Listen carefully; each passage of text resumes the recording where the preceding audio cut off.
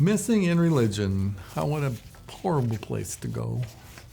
Some people get missing, they get lost, overwhelmed, consumed, immersed, used by religion. It's a horrible God. Religion is a horrible God.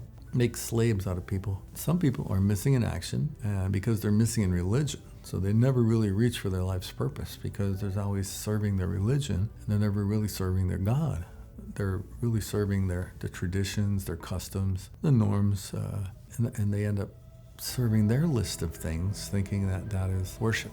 Unfortunately, conversation, spending time with someone, listening to them, that's actually a really cool form of worship. And that's what God is looking for. He's looking for us to say, hey, you want to take a walk in the cool of the day? Mind if we hang out? And I get a little teary-eyed just saying these things because that's like the best part of my day. is that part of my day. It's just a small part of my day, but it's the best part of my day. Is, when you get there and you just kind of be quiet, be still, just kind of feel his presence. Hey, you may hear some stuff. Now, religion doesn't provide that. Religion says, hey, you got to jump through some hoops. We'll tell you when you're acceptable. Because of that, there's two kinds of righteousness that are accepted in the church. One is based on your good works, and one is based on what God gave you. And the basic righteousness that God gave to Abraham was because he had faith that God would able to sustain him and give him everything he promised throughout his life. So when God spoke to Abraham, and Abraham said, okay, I'll trust you with that. God said, I'll declare you righteous. And God declared Abraham righteous. And then Abraham lived out his life and he made some mistakes and he screwed up. God never stopped looking at him as if he was righteous because he trusted him with the end result of his life. In the same way, when we trust God with the end result of our lives, and we actually come to Christ and we trust what he did, and we trust that God sent his son and that he was the sacrifice for our sins, made it possible for us to talk to a holy God and a righteous God by him giving us his righteousness. That's a real problem with some people, is that God would just give us righteousness without us doing anything to achieve that. Actually, the Catholic Church has never recanted on the fact that you get righteousness by your good works and by what God gives you. You get saved by your own good works and by God's declaring you righteous. You should read the Bible for yourself. Find out where righteousness comes from. It's a legal thing that God gives to you so that you can actually communicate with him. And it's done through Jesus Christ. And we trust him with the end result of your life. You can actually feel the effects on the inside of you. Getting lost in religion requires someone to jump through hoops. There's a lot of hoops in those things, and they are ever changing.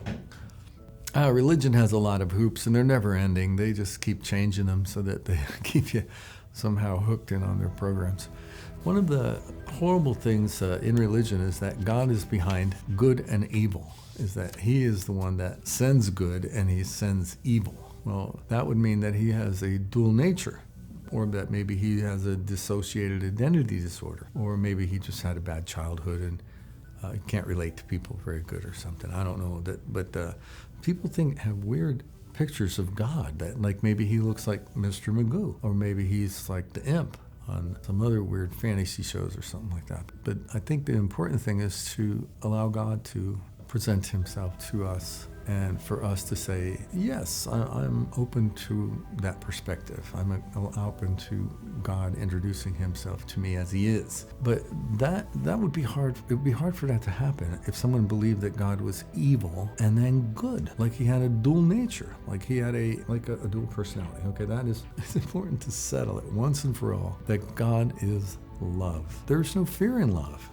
So you have to settle it once and for all that God is love. Everything he ever did was out of love and was motive of love. Well, then you can settle it once and for all that God has never sent evil or been behind any evil on this earth. It's usually been a result of somebody who lied about him or was directly behind it, like the devil or evil men. God created the law of gravity. If someone wants to be rebellious of the law of gravity and they just want to jump off a high building or a cliff or something like that, and they say, oh, I just don't believe in the law of gravity and I'm just going to stay up here and I'm just going to defy that law. They're going to jump off the building, they're going to fall, and they're going to die. Now, did God kill them? No. But did God create the law of gravity? So if God created the law of gravity, that means he indirectly killed the way things are translated in some parts of the Bible. Because he created the laws, because he created a system that was working, and people were in defiance of that, and so suffered the consequences. It wasn't because God directly did that, it's because they stepped in violation of the laws that God said don't violate. And they suffer the consequences of it. Anyhow, God does not change. He's not good one day and he's not evil the next day.